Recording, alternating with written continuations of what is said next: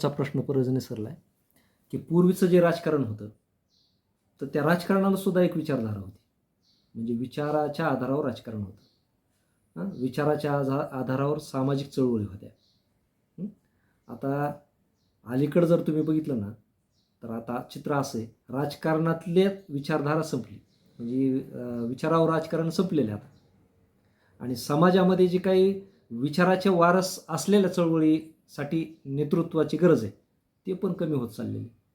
मग आता ह्या दोन्ही गोष्टीचा जे काही खांदा आहे मजबूत तो नाही आहे. एक तर राजकारणात पण नाही आणि सामाजिक चळवळीत पण नाही. मग हे टिकणार कसं आणि विचार चालणार कसं? आता याच्यात पुन्हा याच्याकडं थोडं आपल्याला ऐतिहासिक दृष्ट्यात बघावं लागतं. वरवर पाहून हे प्रश्नाचं उत्तर आपल्याला नाही शोधता येत. तर अलीकडच्या काळात आपण जर पाहिलं की हे दिसून येतं ना की सत्ता आणि संपत्ती हिला अग्रक्रम देण्यात आलाय. आणि सत्ता आणि संपत्ती म्हणजेच भांडवलशाही. म्हणजे जास्तीत जास्त नफा कसा कमवायचा हेच भांडवलशाहीचं ध्येय. मग जो कोणी आर्थिक वाढीचा विचार आणि नफ्याचा विचार मांडल त्याच्याकडे सगळे जाऊ लागले.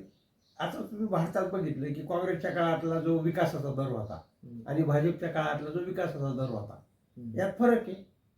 म्हणजे भाजपने फार लवकर विकास केला. मग ते विकास करता वेळेस त्याला ज्या ज्या म्हणजे साधनाचा वापर करता येईल, पक्ष फोडण्यापासून, माणसं फोडण्यापासून, बुद्धिभेद करण्यापासून, चुकीचा विचार लोकां सगळं केलं त्यांनी.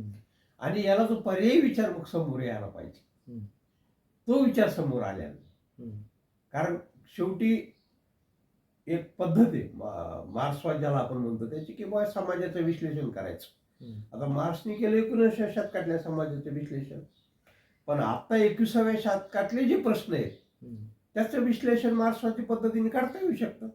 आणि ते करण्यात मला वाटतं की पुरोगामी चळवळी कमी पडल्यात असं माझं मत आहे. तर ती वैचारिक स्पष्टता आणि कार्यक्रम, पर्यायी कार्यक्रम जोपर्यंत तुम्ही देणार नाही तोपर्यंत नवीन चळवळी नवीन आणि पिढी नवीन पिढीमध्ये ती मूल्य. मधल्या काळात असं वाटायचं शिकणाऱ्या लोकांना की नोकऱ्या मिळत आहेत, भागतंय आपलं काहीतरी, वाटा मिळतंय, कामं मिळत आहेत, आपलं भागत चाललंय. परंतु आता सगळ्यात महत्वाची गोष्ट म्हणजे आर्थिक वाढ ही थांबलेली आहे जगाची. 2008ला 21व्या शतकातलं जे आर्थिक संकट सुरू झालेले तो आजही थांबलेलं नाही. ते फक्त अधिकाधिक समाजाला किंवा देशाला कर्जबाजारी करून ते पुढे ढकलण्याचा प्रयत्न करतायत. आणि यातून जगभर आता नवीन चळवळी उभा राहिल्यात हे आपल्याला दिसतंय. म्हणजे हे जे प्रत्येक देश कर्ज घेत आहेत ते त्यासाठी घेत आहेत म्हणायचं. कर्ज घेऊन राष्ट्र चालवले जाते. कर्ज घेऊनच तुमच्या विकासाला गती दिली जाते आणि त्याचे बेनिफिट वेगवेगळ्या वर्गाला वाटून देण्याचा प्रयत्न केला जातो थोडेफार. आता एक मुद्द्याकडे मी लक्ष केंद्रित करतो. पूर्वी भांडवलशाहीची एक मांडणी अशी होती की आर्थिक वाढ झाली तर नोकऱ्या मिळतील आणि लोकांना कामं मिळतील. परंतु आत्ताच्या भांडवलशाहीने नवीन तंत्रज्ञान आणलं. आता AI सारखे टूल यायला लागले. मध्ये कॉम्प्युटर आलं. म्हणजे एक कॉम्प्युटर 10 लोकांच्या नोकऱ्या घेतं, एक AI 100 लोकांच्या नोकऱ्या घेतं. आणि ते जे गृहीतक होतं की भांडवलशाहीच्या विकासाबरोबर रोजगार निर्मिती होईल त्याला जागतिकीकरणानंतर धक्का बसायला लागला. आणि मग आर्थिक वाढ तर होत राहिली पण तसंच बेरोजगारी सुद्धा मोठ्या प्रमाणावर निर्माण झाली. आणि मग त्याच्यामुळं जे ठप्प पुरोगामी चळवळी ज्या ठप्प झाल्या त्या जगातल्या त्या आता तुम्हाला दिसून येईल की 2008 नंतर जगभर या चळवळी नव्या स्वरूपामध्ये उभा राहू लागल्या. त्याच्यातलं जे काही जेन झी ही जी चळवळी त्याचाच एक परिणाम आहे. त्याचाच एक परिणाम येतो. नाही पण ज्यावेळेस हा संघर्ष आणि आता जे नवीन प्रश्न आहेत हे विकोपाला जातील तर त्यावेळेस हा संघर्ष तीव्र होईल असं नाही वाटत? तीव्रच होत चाललाय तो. भांडवलशाही ही सध्या शेवटच्या घटका मोजीत आहे जगातली. अनेक पर्यावरणीय अर्थशास्त्रज्ञ जे आहेत, फक्त अर्थशास्त्रज्ञ नाही, पर्यावरणीय अर्थशास्त्र जगातली, त्यांचं म्हणणं आहे की येत्या 10 वर्षामध्ये जागतिक अर्थव्यवस्था कोलमडण्याची शक्यता आहे. आणि मग याला जर पर्याय तुम्ही देऊ शकला नाही तर सगळं जग हुकुमशाहीकडे गेलं. आणि त्याला पर्याय देण्यासाठीचे विचार, चळवळी जगभर विखुरलेले आहेत, चालू आहेत, प्रयत्न चालू आहेत लोकांचे. पण त्याला किती यश येईल हे काळच सांगत. आज त्याच्यावरती ठामपणे काही सांगता येत नाही. मग हुकुमशाही जर आली तर स्वायत्तता संपली, स्वातंत्र्य संपलं. उघडच आहे. हं? जेव्हा भांडवल हे संकटात येतं हं. त्याला असं वाटायला लागतं की लोकशाही पद्धतीने आपल्याला वाढता येत नाही. हं. त्यावेळेस ते हुकुमशाही पद्धतीनेच वाढतं, त्याला दुसरा पर्याय नाही. पण इथं गोरगरीब लोकांचं, कष्टकरी लोकांचं, त्यांचं भवितव्य काय मग? काहीच भवितव्य नाही. काहीच त्यांचं नाही. एकच भवितव्य आहे हं. की संघर्ष करा आणि जगा. नाही तर मरा.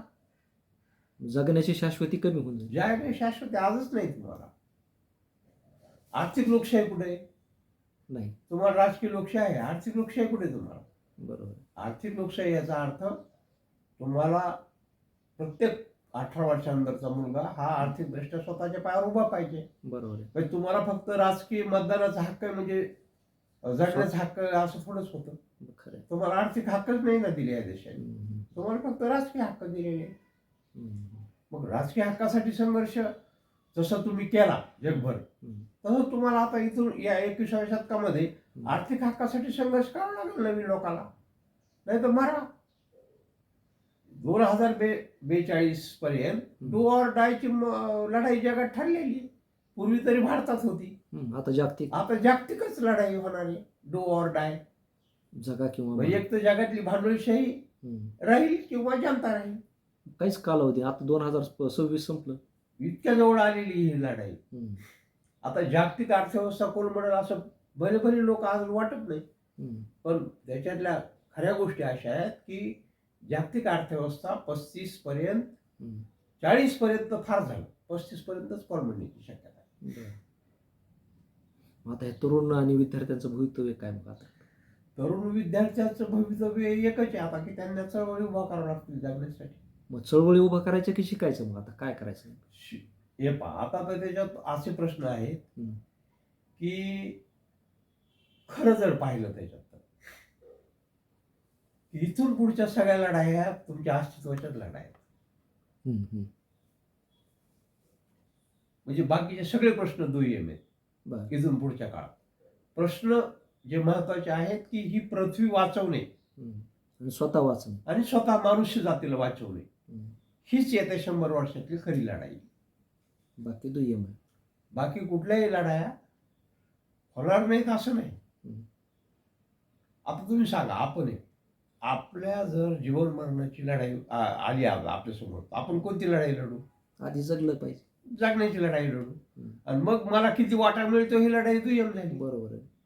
जीव महत्वाचा. जीव महत्वाचा आहे. आणि या व्यवस्थेने मानवजातच नष्ट करण्याचं वेळेपर्यंत तुम्हाला आणलंय बरोबर. की आता एक प्रवाह तर असा आहे की 2100 पर्यंत अर्धी मानवजात नष्ट होईल. हो, तसं शास्त्रज्ञ म्हणताय शास्त्रज्ञ. आणि ते दाव्यासहित बोलतायत, ते काय कथा नाही का, खरं आहे. ते वास्तव आहे. ते मांडणी शास्त्राचा आधार घेऊन ते मांडणी करतायत. हं. साधं सांगा ना तुम्ही मला, तेल कोळसा वायू संपलं 100 वर्षात. नाही मग एवढं जर तुमची अर्थव्यवस्था संपली जगाची 100 वर्षात. तुमची इकॉनॉमी किती राहील? फक्त 15%. म्हणजे आज जर अर्थव्यवस्थेमध्ये 100 ट्रिलियन डॉलरची उलाढाल होते, 125 ट्रिलियनची होती तशी आज, ती 25 ट्रिलियनवर येईल फक्त. मग एवढं जे तुम्हाला तुमचा उपभोग कमी करावा लागेल, त्याची एक चळवळी रूपमध्ये फार गतीने वाढते. त्याला डिग्रोथ मुवमेंट म्हणतायत. की तुम्हाला जर मानवजातीला वाचवायचं असेल तर अर्थव्यवस्था बारीक करा, आर्थिक विषमता कमी करा. सगळ्यात महत्वाचं उपभोग. अर्थव्यवस्था कमी करा म्हणजे काय? तुमचा उपभोग इतका कमी करा की मग तुमचं जे जगणं आहे ते जगण्याला म्हणजे दुसऱ्याला अडचण करणार नसावं. तुम्ही तसं म्हणतात, पण सरकारची तर काय माहिती का, तुमचा उपभोग वाढावा, तुमच्या भोग वस्तू वाढावा, यासाठी सवलतीत कर्ज देतंय आणि घ्या म्हणतंय गाड्या, घ्या वस्तू. हा जगातला सगळ्यात मोठा विरोधाभास आहे. हां. आता तुम्ही बघा, तुम्हाला जर कोणी सांगितलं की आम्ही तुम्हाला उत्तम जीवन जगण्याची परिस्थिती निर्माण करून देऊ, हं, हं. आणि असं सांगितलं की तुम्हाला काही आम्ही मोफत देऊ, तर तुम्ही कुणाला मतदान देता? जे मोफत देईल त्यालाच. हा. मग त्याचे परिणाम काय होतील याचा कोणी विचार ते विचार करतं करीत का? नाही. मग तीच वेळ आहे आता की राजकीय दृष्ट्या सत्ता मिळवण्यासाठी ज्या गोष्टी हं, लोकप्रिय आहेत, हं. त्या गोष्टी समाजातल्या शेतकरी वर्गा, महिला, दलित, कर्मचारी, आदिवासी यांच्या जगण्यासाठी योग्य नाहीत. हं. मग तुम्ही काही लोकांची खोटी आश्वासनं हं. ला बळी पडणार म्हणजे आहे. थोडक्यात मोफत मिळवण्याच्या नादामध्ये मोफत जीव जाणार आहेत आपले. उघडच आहे. हं? उघडच आहे. मग आता तुम्ही एकीकडे म्हणतात की चळवळी निर्माण झाल्या पाहिजेत, पण तर असं जर मोफत द्यायला लागलं तर या चळवळी कशा निर्माण होतील? तुमचं जोपर्यंत संज्ञान वाढत नाही राजकीय, हं. तोपर्यंत हे होणार नाही. मग आता ह्याला लोक कारणीभूत आहेत ना. लोकच कारणीभूत आहेत. पण लोक काय कारणीभूत आहेत त्यांचा तेवढा बुद्धिभेद केला जातो. हां. तुम्हाला त्यांना खरं ज्ञान द्यावं लागेल. हं, हं. सगळ्यात महत्वाचं काय आहे, GDP व्हर्सेस कल्याणकारी राज्य. हं. म्हणजे तुम्हाला आर्थिक वाढ, म्हणजे ज्याला काय म्हणतो आपण, सकल एकूण उत्पन्नावर आधारित आर्थिक वाढ पाहिजे का लोक कल्याणाचा आर्थिक विकास पाहिजे, हं, हं. ही लढाई आहे सगळी 21व्या शतकात. तुम्ही जर या मार्गाने चाललात, हं. अधिक नफा, अधिक GDP, अधिक जीवाश्म इंधनाचा वापर, अधिक लवकर विनाश, अधिक आर्थिक विषमता, अधिक पर्यावरणाचा विनाश आणि जग नाहीसं होणं. त्याऐवजी जर तुम्ही पृथ्वी वसुंधरा वाचवायला प्राधान्य दिलं, हं. कमी आर्थिक व्यवस्था, कमी उपभोगवादावर आधारलेला समाज, सामाजिक ऐक्य, स्नेह, प्रेम याच्यावर आधारलेला समाज, असं जर तुम्ही पर्याय दिला तर काहीतरी जास्त टिकल. पण हे विचारधारा लोक सहजासहजी स्वीकारतील. स्वीकारावं लागेल. आता आपण काय म्हणतो की पर्यायच नाही तुम्हाला, मग काय करताल तुम्ही? आता भांडवलशाही करता कोलमडलीच, मग काय करताल तुम्ही? तेल, कोळसा आणि वायू संपला, तुम्ही काय करता? काय नाही, दिवाबत्ती चिमणी लावून बसू. तुम्हाला ते जीवन स्वीकारावंच लागेल ना. हो. म्हणून आपल्याला आपली अर्थव्यवस्था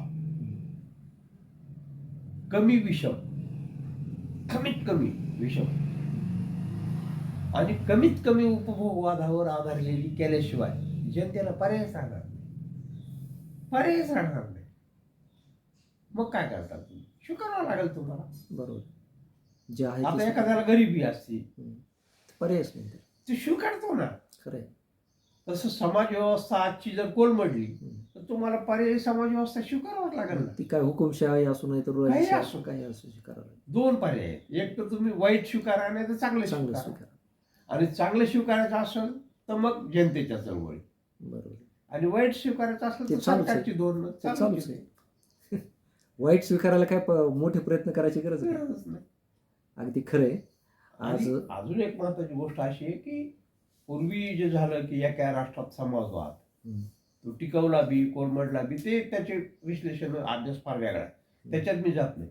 पण आता जे पर्यायी व्यवस्था असेल ना, ही जागतिकच असू शकते, हं, हं. लोकल काहीही असू शकत नाही.